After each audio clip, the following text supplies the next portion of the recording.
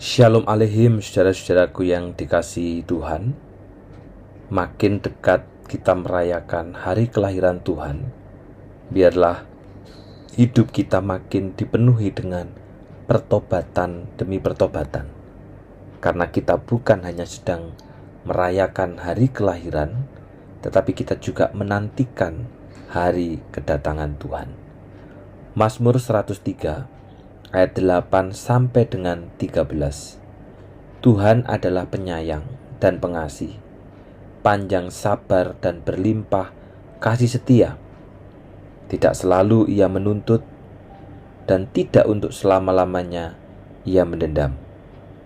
Tidak dilakukannya kepada kita setimpal dengan dosa kita, dan tidak dibalasnya kepada kita setimpal dengan kesalahan kita.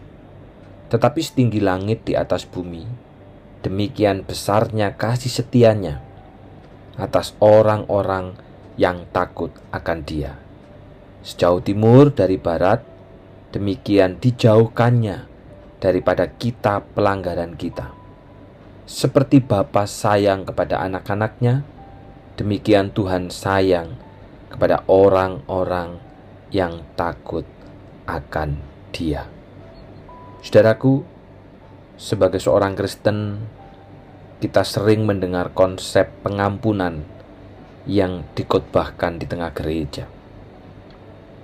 Namun, ajaran pengampunan itu seolah-olah tidak membekas di dalam hati kita.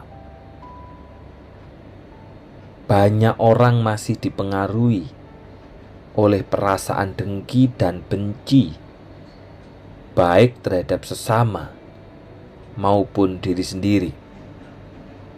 Kita acap kali lupa bahwa Allah yang kita sembah adalah Maha Pengampun. Namun di dalam prakteknya, kita sulit untuk mengampuni.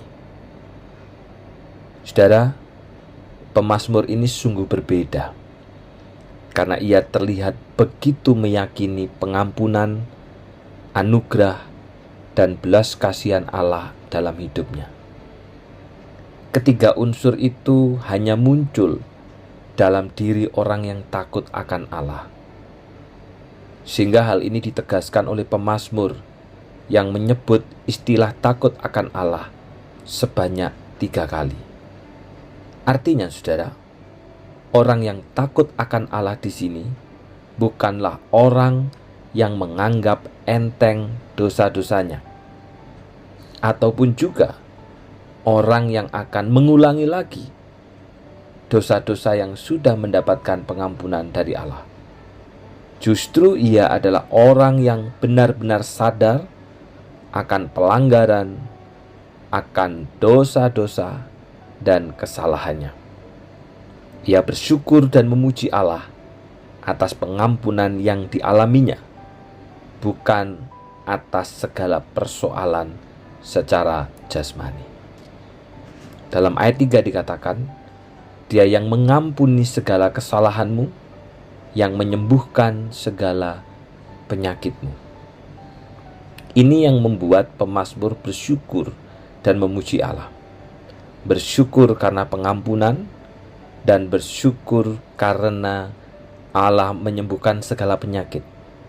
Penyakit di sini bukan penyakit fisik, saudara ya, tetapi adalah penyakit dosa.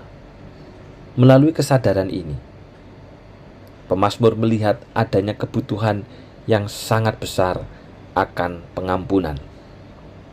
Kesadaran akan kebutuhan ini juga akan membuat orang terbuka untuk dapat berjumpa dengan Allah yang penuh belas kasihan, murah hati, panjang sabar, dan penuh anugerah. Kesadaran akan dosa sebagai penyakit ini membuat kita mau untuk disembuhkan oleh Sang Tabib, yaitu Tuhan Yesus Kristus. Dosa digambarkan seperti penyakit. Kalau mau sembuh, berarti harus diobati, bukan dibiarkan. Dan Sang Tabib sejati adalah Yesus Kristus. Allah menghendaki kita secara nyata mengalami dan merasakan pengampunannya.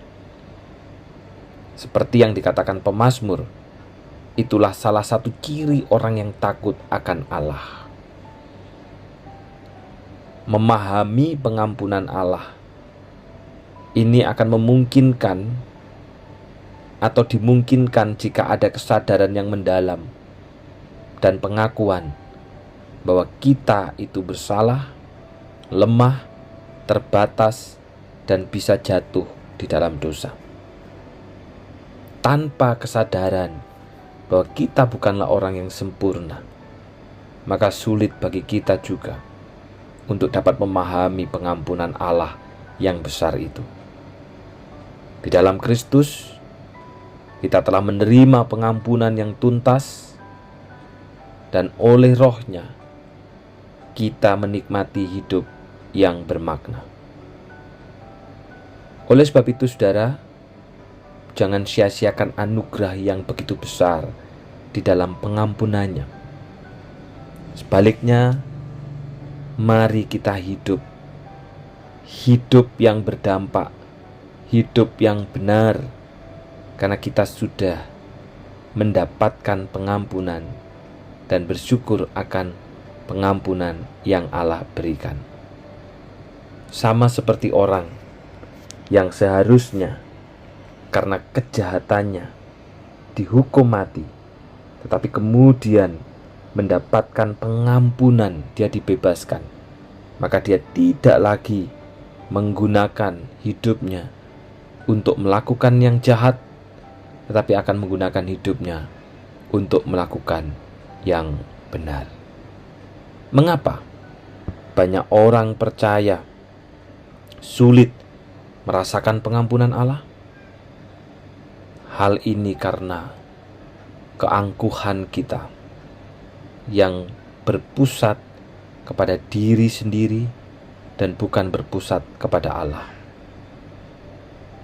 Ketika kita melakukan hal yang tidak benar atau kita melakukan hal yang salah, kita cenderung menyalahkan orang lain, menyalahkan pasangan, menyalahkan orang tua, menyalahkan anak, menyalahkan tetangga, menyalahkan lingkungan, menyalahkan gereja, dan menyalahkan segala sesuatunya. Kita merasa yakin bahwa diri kita benar. Padahal, apabila kita mau menyadari keterbatasan dan keberdosaan kita, barulah kita dapat terbuka bagi pengampunan Allah yang sudah disediakannya. Biarlah kita menikmati pengampunan Allah itu dengan hidup bukan di dalam kejahatan, tapi hidup di dalam kebenaran. Mari kita berdoa. Bapa yang di surga, kami bersyukur Tuhan, hari ini kami telah mendengarkan sabda-Mu berbicara bagi setiap kami. Kiranya Tuhan yang menolong supaya kami dapat hidup di dalam pengampunan Allah yang besar itu. Dengan hidup bukan lagi di dalam kesalahan, tetapi hidup di dalam kebenaran. Sebentar lagi kami akan merayakan hari kelahiran Tuhan. Dan biarlah kami terus mengalami pertobatan demi pertobatan. Bukan hidup di dalam diri kami, tetapi hidup di dalam diri Sang Allah sendiri. Secara khusus Tuhan, kami juga mengingat untuk saudara-saudara kami yang dalam lemah tubuh. Bu Pris, Tuhan tolong, Tuhan Kau berikan kekuatan di dalam iman. Demikian juga untuk Ibu Komang Sari, dalam masa pemulihannya Tuhan Kau sertai bersama Pak Katmin. Koroni juga Tuhan, Engkau berikan kekuatan. Ada kebaikan dan kemurahan hati Allah. Bapak Reki Kusdiarto juga kami bawa ke dalam tangan Tuhan. Biarlah menikmati kebaikan Allah itu, pengampunan Allah itu. Bapak Naomi Tuhan, biarlah kasih dan kesetiaannya menjadi teladan bagi kami. Bapak Syuyin juga Tuhan tolong berkati, supaya terus menaruh harapan di dalam doanya hanya kepada Engkau saja. Pak Bagio, Tuhan kiranya Engkau menolong dalam segala sakit penyakitnya. Sungguh-sungguh menaruh percaya hanya kepada Tuhan Yesus Kristus.